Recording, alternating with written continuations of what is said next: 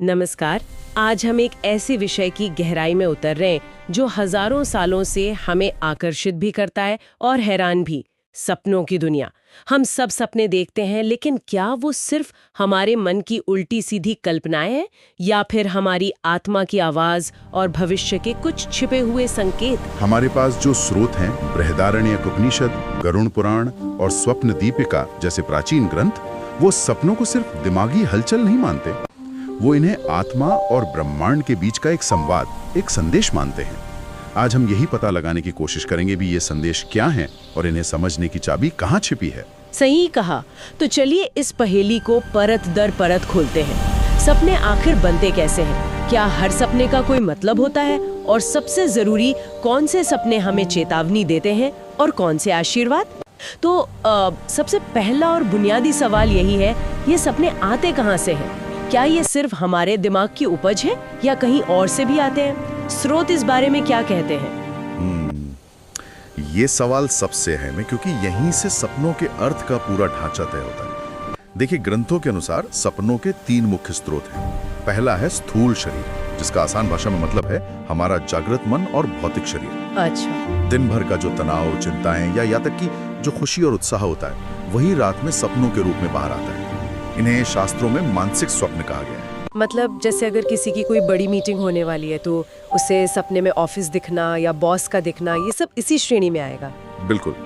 या किसी छात्र को परीक्षा से पहले सपने में एग्जाम हॉल दिखना, ये उसके आत्मसंदेह को दिखा सकता है। सपने में कहीं से गिरना अक्सर जीवन में नियंत्रण खोने या असुरक्षा की भावना को दर्शाता है। ये सपने भविष्य नहीं बता रहे होते, ये बस मन के अंदर जमा हुए दबाव को बाहर निकालने का एक प्राकृतिक तरीका है, एक तरह का इमोशनल वेंटिलेशन। ठीक है, तो एक स्रोत हुआ हमारा रोजमर्रा का तनाव और दूसरा हमारा गहरा अवचेतन। क्या बात यहीं खत्म हो जाती है या सपने कहीं बाहर से किसी और ही दुनिया से भी आ सकते हैं? यहीं पर बात बहुत गहरी हो जाती है। तीसरा स्रोत है कारण शरीर, जिसे दिव्य स्रोत माना जाता है, और यही वो सपने हैं जिन्हें स्वप्न शास्त्र में सबसे ज्यादा महत्व दिया गया है। इन्हें दैवीय स्वप्न या भविष्य बताने वाले सपने यानी प्रोफेटिक ड्रीम्स कहते हैं। Prophetic dreams? हाँ, ये सपने हमारे मन या अवचेतन से नहीं, बल्कि एक उच्च चेतना, ईश्वर या ब्रह्मांडीय ऊर्जा से सीधे आते हैं। पर इनकी पहचान क्या है? ये मानसिक सपनों से अलग कैसे महसूस होते होंगे? इनकी प्रकृति और एहसास ही बिल्कुल अलग होता है। इनमें अक्सर देवी देवताओं के दर्शन होते हैं या कोई पवित्र प्रतीक जैसे ओम, स्वस्तिक या त्रिशूल दिखाई देता है। सपने में मंदिर की घंटियां सुनाई देना, मंत्र सुनाई देना या बहुत तेज दिव्य प्रकाश का अनुभव होना भी इसी श्रेणी में आता है। ये सपने भविष्य, सुरक्षा या आध्यात्मिक मार्गदर्शन का एक साफ संकेत देते हैं। एक मिनट, ये दिलचस्प है। स्रोत कहते हैं कि ये सपने अक्सर सुबह 3 से 5 बजे के बीच यानी ब्रह्म मुहूर्त में आते हैं। लेकिन क्या ये सिर्फ एक मान्यता है या स्रोत इसके पीछे कोई तर्क भी देते हैं कि ब्रह्म मुहूर्त का ही समय इतना खास क्यों है? क्या उस वक्त हमारे दिमाग की तरंगें बदल जाती हैं? बहुत अच्छा सवाल है। तर्क ये दिया गया है कि ब्रह्म मुहूर्त में रात का अंधेरा खत्म हो रहा होता है और दिन का शोर शुरू नहीं हुआ होता। उस समय ब्रह्मांड की ऊर्जा सबसे शांत और सात्विक होती है। हमारा चेतन मन भी गहरी नींद के बाद लगभग सोया हुआ होता है और अवचेतन की परतें भी शांत हो चुकी होती हैं। ऐसे में आत्मा और परमात्मा के बीच का पर्दा सबसे महीन होता है, जिससे दिव्य संदेशों को ग्रहण करना सबसे आसान हो जाता है। ये तो अद्भुत है। तो सपनों के स्रोत को समझने के बाद अब आते हैं उनके प्रकार पर। हमारे स्रोतों में सपनों को 7 अलग-अलग श्रेणियों में बांटा गया है। 7 प्रकार। ये सुनने में काफी ज्यादा लगता है। क्या इन्हें समझने का कोई आसान तरीका है? शायद इन्हें कुछ मुख्य समूहों में बांटा जा सकता है। इन्हें समझने का सबसे अच्छा तरीका है इनके उद्देश्य के आधार पर देखना। इसमें सबसे पहले आते हैं शुभ स्वप्न, जो किसी आशीर्वाद या सकारात्मक घटना का संकेत है। जैसे सपने में साफ पानी का तालाब देखना, खिले हुए फूल, पूजा पाठ या गाय देखना। इसका सीधा अर्थ है कि जीवन में रुकावटें हट रही हैं और कोई अच्छी खबर आने वाली है। ये तो बहुत सकारात्मक बातें हुई, आशीर्वाद, रास्ते खुलना। लेकिन सच तो ये है कि ज्यादातर लोगों को डरावने या बेचैन करने वाले सपने याद रहते हैं। हाँ। क्या हमारे ग्रंथ उन सपनों को सिर्फ बुरा कहकर छोड़ देते हैं या उनका भी कोई गहरा मतलब है? बिल्कुल सही मुद्दा उठाया आपने। उन्हें अशुभ स्वप्न कहा गया है, पर उन्हें सजा या श्राप के तौर पर नहीं, बल्कि एक चेतावनी या सावधानी के सिग्नल के तौर पर देखना चाहिए। जैसे सपने में आग लगना, बहुत तेज आंधी चलना या गंदा मैला पानी देखना। इसका मतलब ये नहीं कि कुछ बुरा होगा ही, बल्कि ये कि आपकी ऊर्जाएं या आपके आसपास का माहौल अशांत है और आने वाले समय में कोई भी फैसला बहुत सोच समझ कर लेना चाहिए। ये एक तरह का कॉशन या रेड लाइट सिग्नल है। मतलब ये हमें डराने के लिए नहीं बल्कि सावधान करने के लिए आते हैं। इसके अलावा और कौन से मुख्य प्रकार हैं? एक महत्वपूर्ण श्रेणी है आध्यात्मिक स्वप्न, जैसे सपने में खुद को हवा में ऊपर की ओर उड़ता हुआ देखना, किसी पर्वत की चोटी पर पहुंचना या किसी ऋषि मुनि के दर्शन होना। स्रोत कहते हैं कि यह आध्यात्मिक प्रगति का एक साफ संकेत है कि आपकी चेतना ऊपर उठ रही है। फिर आते हैं भविष्यवाणी स्वप्न, ऐसे सपने जो अक्षरशः सच हो जाते हैं। अच्छा, शास्त्रों में इन्हें निमित्त कहा गया है और ये हर किसी को नहीं दिखते। ये तभी दिखते हैं जब व्यक्ति का मन बहुत शुद्ध हो और उसकी अंतर्ज्ञान की शक्ति जागृत हो। और बाकी? इसके अलावा पूर्व जन्म स्वप्न होते हैं, जिनमें व्यक्ति ऐसी जगहें या लोग देखता है जिन्हें उसने इस जीवन में कभी नहीं देखा, पर वो बहुत जाने पहचाने लगते हैं। फिर है मनोरज स्वप्न, यानी फैंटेसी ड्रीम्स, जो हमारी दबी हुई इच्छाओं और कल्पनाओं की उपज होते हैं। और अंत में सबसे श्रेष्ठ दर्शन स्वप्न, जिसमें किसी देवी देवता के साक्षात दर्शन होते हैं या उनसे कोई आशीर्वाद या प्रसाद मिलता है। इसे शास्त्रों में सबसे बड़ा सौभाग्य और दैवीय कृपा का संकेत माना गया है। तो हमने सपनों के प्रकार समझ लिए, शुभ और अशुभ। लेकिन इन्हें शुभ या अशुभ बनाता क्या है? जाहिर है वो चीजें जो हम सपने में देखते हैं, यानी उनके प्रतीक। यहीं पर सपनों की असली भाषा छुपी है ना? चलिए इस भाषा को डिकोड करते हैं। सबसे आम प्रतीक से शुरू करते हैं, सांप। सपने में सांप देखने का क्या मतलब है? ये तो आमतौर पर बहुत डरावना माना जाता है। यह एक बहुत महत्वपूर्ण सवाल है और इसका जवाब दिखाता है कि स्वप्न शास्त्र हमारी आम धारणाओं से कितना अलग सोचता है। स्वप्न शास्त्र में सांप डर का नहीं, बल्कि परिवर्तन, जीवन शक्ति और कुंडलिनी ऊर्जा का प्रतीक है। अगर सांप आपको सपने में दिखे पर वो आपको कोई नुकसान न पहुंचाए, शांत हो, तो यह एक बहुत ही शुभ संकेत माना जाता है। ये जीवन में एक बड़े सकारात्मक बदलाव या ऊर्जा के बढ़ने का संकेत है। सांप का मतलब परिवर्तन है। ये सुनकर तो कई लोगों की धारणा बदल जाएगी।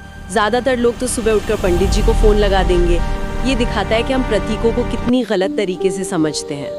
अच्छा, और अगर सांप काट ले तो भी ये नकारात्मक नहीं है जैसा लोग सोचते हैं। इसका अर्थ है कि आपके अंदर का कोई पुराना डर या कोई बीमारी बाहर निकल रही है, या आपकी कोई रुकी हुई ऊर्जा शुद्ध हो रही है।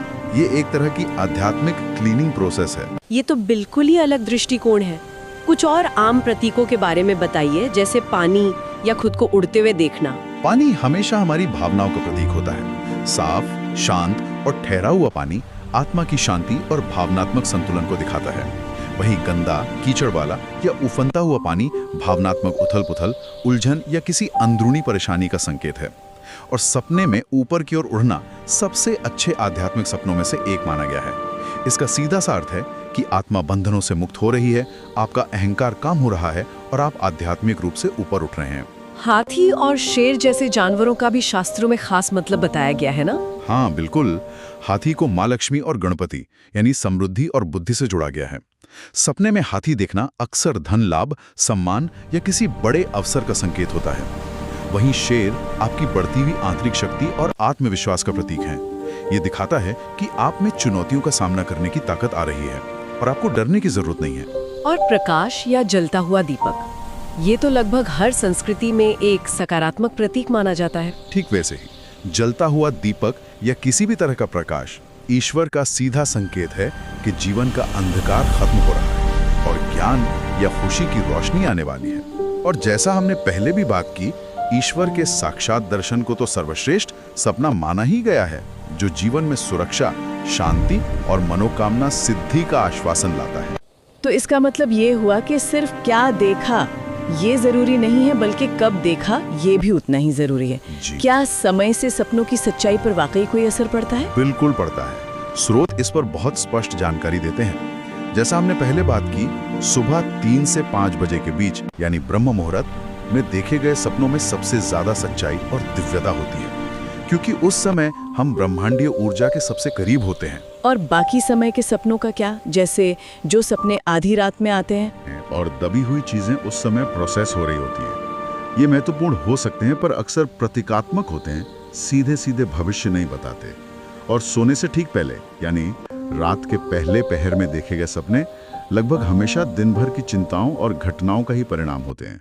उनका कोई भविष्य सूचक महत्व नहीं होता। और जो सपने दिन में आते हैं झपकी लेते हुए, उन्हें ज्यादातर कल्पना या फैंटेसी ही माना जाता है, क्योंकि उस समय हमारा चेतन मन पूरी तरह शांत नहीं होता। यहाँ स्रोतों में सपनों को परखने का एक बहुत अच्छा तरीका बताया गया। 2 बड़ी दिलचस्प बातें कही गई हैं। पहला, जो सपना जीवन में आपके भय को कम करे और साहस को बढ़ाए वो सत्य के करीब होता है। और दूसरा, जो सपना आपके लोभ या वासना को बढ़ाए वो मानसिक होता है, यानी मन की उपज। वाह, ये सपनों के सच और झूठ को पहचानने की एक बेहतरीन कसौटी है। वाह, ये तो एक बहुत ही गहरा सूत्र है। ये सिर्फ सपने के कंटेंट पर नहीं बल्कि उसके आप पर पड़ने वाले प्रभाव पर ध्यान देने को कहता है। तो अगर हम इन सारी बातों को एक साथ देखें तो सपने हमें सिर्फ भविष्य या चेतावनी ही नहीं देते, इनका एक बहुत गहरा आध्यात्मिक उद्देश्य भी है। हाँ, और यही स्वप्न शास्त्र का सार है। सपने सिर्फ रात में आने वाली फिल्म नहीं है, ये एक तरह की आंतरिक थेरेपी है।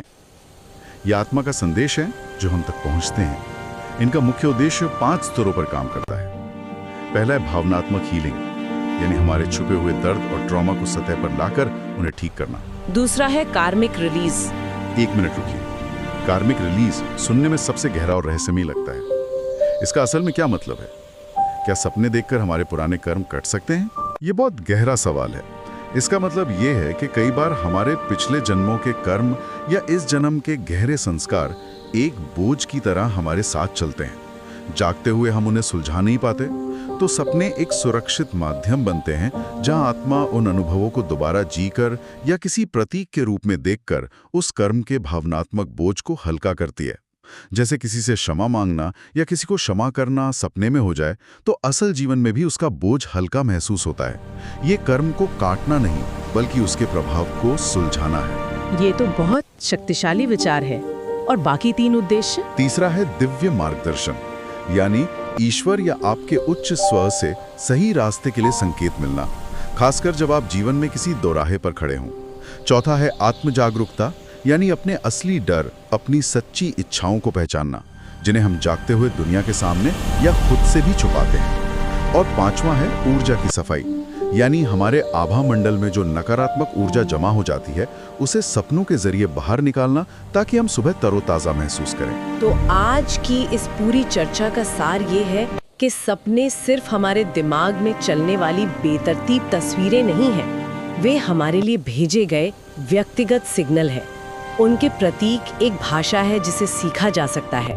उनके आने का समय बहुत महत्व रखता है और सबसे बढ़कर वे हमें आध्यात्मिक रूप से विकसित होने में मदद करने के लिए आते हैं। बिल्कुल, स्वप्न शास्त्र हमें यही सिखाता है कि सपनों को नजरअंदाज नहीं करना चाहिए, चाहे वो अच्छे हों या बुरे। वो यूं ही नहीं आते, वो भेजे जाते हैं, कभी ईश्वर द्वारा, कभी हमारे अपने कर्मों द्वारा और कभी हमारे ही गहरे अंतर्मन द्वारा। अगर हम उन्हें डरने या लालच करने की बजाय समझना सीख लें तो जीवन की कई उलझनें अपने आप सुलझ सकती हैं। सही कहा, सपने वाकई हमारी आत्मा का आईना है जिसमें हम वो सब देख पाते हैं जो खुली आंखों से अक्सर नहीं दिखता। और इसी सोच के साथ हम श्रोता को छोड़ते हैं। अगर सपने हमारी आत्मा का आईना है तो अगली बार जब कोई सपना याद रहे तो ये सोचने के बजाय कि मैंने ये क्यों देखा, ये पूछकर देखें कि मेरा अंतर्मन, मेरी आत्मा मुझसे क्या कहने की कोशिश कर रही है।